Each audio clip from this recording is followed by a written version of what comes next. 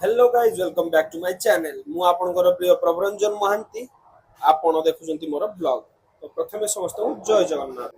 आज मु जाइथिली लिंगराज टेम्पल तो सेठिकार मोर बीतीथिबार किछि मुहूर्त मु देखौछि। तो ये आपण देखि पारुचंती माउसीमा मंदिर लिंगराज मंदिर पाखरे थिबा। तो मु धीरे धीरे लिंगराज मंदिर मु चली आसिली। तो जेबे आपण लिंगराज मंदिर जाउछंती तो आपण जानिछंती पुरी जदि आपण जाउछंती ताहेले लिंगराज मंदिर प्रथम दर्शन करिकि जिबा आवश्यक। एटा आमे नुहे, एटा मो पथिरे लेखा होइछि। एहा अर्थ हैला जदि आमे पुरी मंदिर जाउछंती तेबे ता पूर्वरु आमे जदि लिंगराज मंदिर दर्शन करछंती ताहाले बहुत शुभप्रद हुए। तो मु लिंगराज मंदिर पहुंची सारथिली। या आपण देखि पारुथिबे लिंगराज मंदिर देखिला खुणु बहुत शांतिमय प्राप्ति होउछि। मु बहुत दिन पर लिंगराज मंदिर आसिली। ये होउछि हमर प्रवेश बा एंट्री गेट लिंगराज मंदिर रो। प्रथमे तो मु भाबुथिली ऊपर बेला आसी किंतु भिड एते थिला मु जानि नथिली।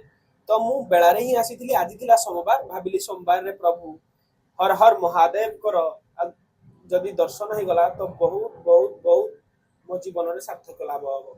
तो मु भुवनेश्वर आसीथिली। तो भाबिली आज सोमवार अछि लिंगराज ठाकुरंकर दर्शन करिते। तो मु लिंगराज मंदिर आसी किछि यार साइड व्यू करदेली। आपण माने तो जानि छथि लिंगराज मंदिर रे वीडियो अवेलेबल करि हबो नाही। तथापि आपनकु तार जो सेल्फी पॉइंट अछि बा वीडियो बा व्यू पॉइंट अछि सेटा भी आपन को देखै। तो ये हेउछि हमर देवी पाद पोखरी।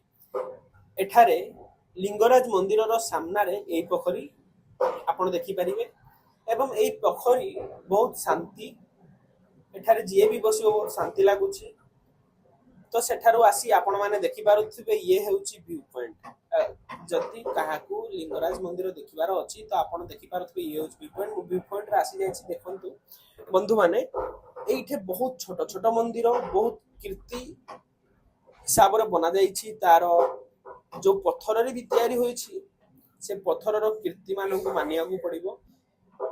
एही लिंगराज मंदिर भितरे छोट छोट मंदिर शह शह मंदिर अछि। तो मु मंदिर दर्शन करि सारला परे आसिली अभडा खाइबा पई। सेठारे मंदिर भितरे भी आपन को अभडा मिली परिबो किंतु एई एरिया रे अभडा गांधी गोराबडू जगह रे अभडा मिलु अछि। तो एही अनंत शयन भगवान को पाखरे भी अभडा मिलुछि। तेनु मु एठारे अभडा खाइया को आसिली।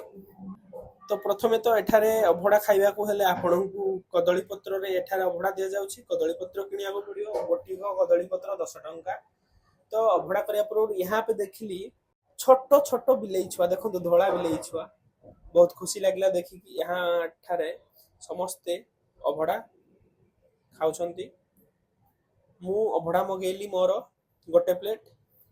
आपण माने देखि पारुथिबे एठारे अभडा रे भात बा अभडा अन्न डालमा डाली शाग तरकारी चना तरकारी खटा दे अछि। तो मु डेरी न करी प्रथमे स्वाद चाखि लेली।